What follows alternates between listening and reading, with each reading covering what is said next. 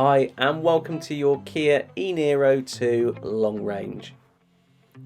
To get the best experience from your new electric vehicle, here's a short 5-step guide to get you on your way. Your Kia e-Niro comes with a real-world range of 245 miles.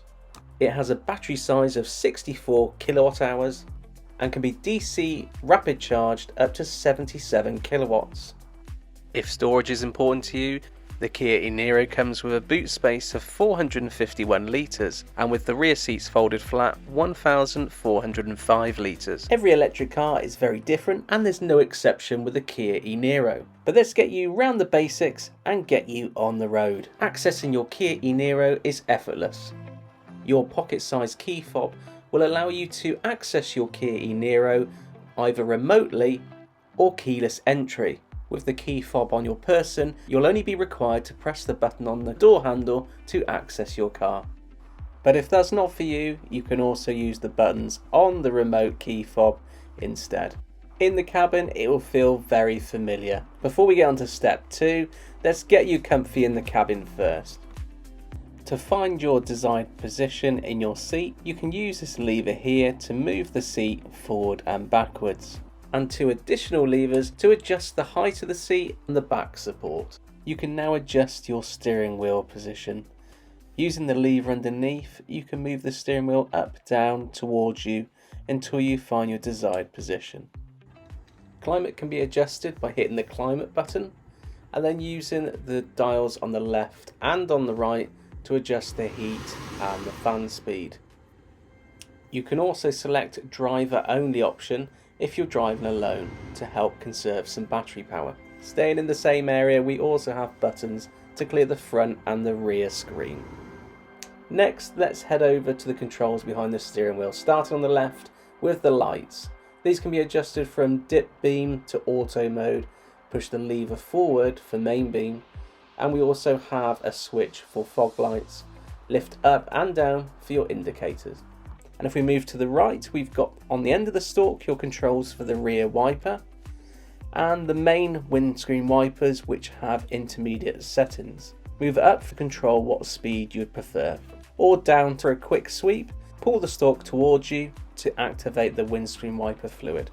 You will also see on your Kia e-Niro that you have 2 brushed silver paddle levers. Each of these levers allow you to choose how much regenerative braking you'd like on your vehicle. The left paddle will increase it and the one on the right will decrease it. And finally, let's have a very quick look at the driver's display. The driver's display is split into 3 areas. We've got 2 circular areas and 1 in the centre. On your left in the centre, you can see how many miles you have remaining, which in this case is 140 miles. And if you cast your eye to the right hand side, we can see your speed, which here is indicated at 0 miles per hour. In the centre of the display, you can see which gear is selected. In this particular instance, you can see reverse is selected, but you also have neutral, drive and park. Now you're familiar with the cabin, let's head to step 2. Let's show you how to start your Kia e-Niro and get you on the road.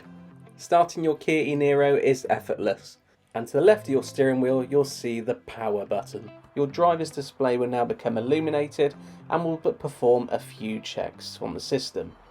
To put the vehicle into gear, you will need to put your foot on the brake and also hit the power button once again. You will now see your gears illuminated, and using the gear lever you will be able to select your desired gear. On the Kia e-Niro you have a choice of R for reverse, N for neutral, D for drive and P for park. To the right of your gear selector you have the switch with a marked with a P, which is your parking brake, and in front of that you have your auto hold button. When this is activated, the car will automatically hold when you come to a stop. Now we've finished step 2, let's go on to 3, and that's driving your car. As your Kia e-Niro has an automatic transmission, once you select D for drive on your gear selector, your car will begin to move forward. Braking can be done with the braking pedal or using the regenerative braking paddle switches behind the steering wheel. Your Kia e-Niro also comes with a reversing camera. This is automatically activated as soon as you put the car into reverse. Electric cars are very quiet. At very slow speeds you will also hear a sound emitted from the front of the vehicle. This is to warn pedestrians and other vehicles that you're around. On longer high-speed journeys you may wish to use the cruise control function. This can be found on the right hand side of the steering wheel. Activate it using the mode button and then using the set switch, which is the down switch on this toggle, to activate and set the speed. This Kia e-Niro also comes equipped with lane centering and will keep your Kia e-Niro in the centre of the lane, which is great on motorways and long journeys. So now you know your way around your cockpit of your electric car, we should now have all the tools we need to get on the road. That takes us into our next step, which is creature comforts. We live a very connected lifestyle and we can do that in the car as well. So let's have a look at the Kia e-Niro's multimedia system. When you hit your power button, you'll be greeted by your car. Let's get your smartphone connected to the car. We can do this by hitting the setup button. Then next, please select device connection, followed by Bluetooth connections. We are now going to select add new. You'll be asked to confirm if you want to use hands-free calling and Bluetooth audio. Now let's connect the car to your smartphone device. In your Bluetooth settings on your smartphone, wait until you see Kia. When you see Kia appear, click on Kia and check that the passcodes match and hit pair. You will also be asked if you'd like to sync your contacts. Both the car and your phone are now connected and you can make calls and use audio through the car. After this prompt, you may also be asked to add Apple CarPlay or Android Auto to your connection as well. This is done wirelessly and no cables are required. If you do wish to charge your smartphone device, there are USB sockets on your Kia e-Niro. That completes step 4 and that ties us nicely into the final step, which is charging your electric car. Charging your car shouldn't be too challenging. So let's review the 3 different ways we can charge your Kia e-Niro. Charging happens in one place and that's at the front of your Kia e-Niro. To the right of the Kia badge is the charge port. This can be opened by pressing it firmly and it will spring open. Behind the door are 2 protective bungs which can be removed to access the charge port. Let's discuss your charging options. There are 3 ways you can charge your Kia e-Niro. The first is a domestic 3-pin Type 2 connector. This is the slowest option and will charge up to around 2.5 kilowatts. This charging cable doesn't come as standard with your subscription, but this can be added for a small charge. The more conventional way is a fast charge, using a Type 2 to Type 2 connector, which will charge up to 7 kilowatts on the Kia e-Niro. This cable comes as standard with your subscription. Your third and final option is a rapid charger. This uses a much larger connector than the 2 previously discussed. DC rapid chargers can normally be found alongside A and B roads and on motorway services. Now we've discussed the charger types, let's see how we plug each of them into your electric car. Once you're at your charger, open the charge port door by pushing firmly on the door. If you're AC charging, you'll only need to remove the larger bung at the top of the charge port. If you want to DC charge, you'll need to remove both of the bungs. For all your AC charging, plug your AC Type 2 connector into the charging port of your Kia e-Niro.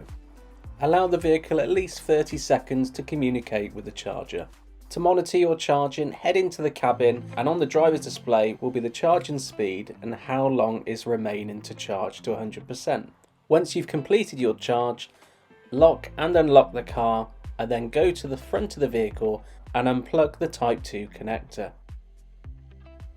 The fastest charging, which is rapid charging, can be done exactly the same as AC charging.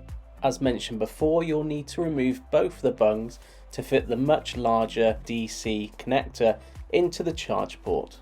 To monitor your charging session, return to the vehicle and look at the driver's display. You can see in the center of the display how much you have charged, how long is remaining, and how fast is your charge. To finish your DC rapid charging session, you will need to hit stop on the charger unit first before you can unplug the connector. And don't forget to plug the bungs back in and close securely the charge flap. You're now set to go and you should have everything in your toolkit to get behind the wheel of your electric car.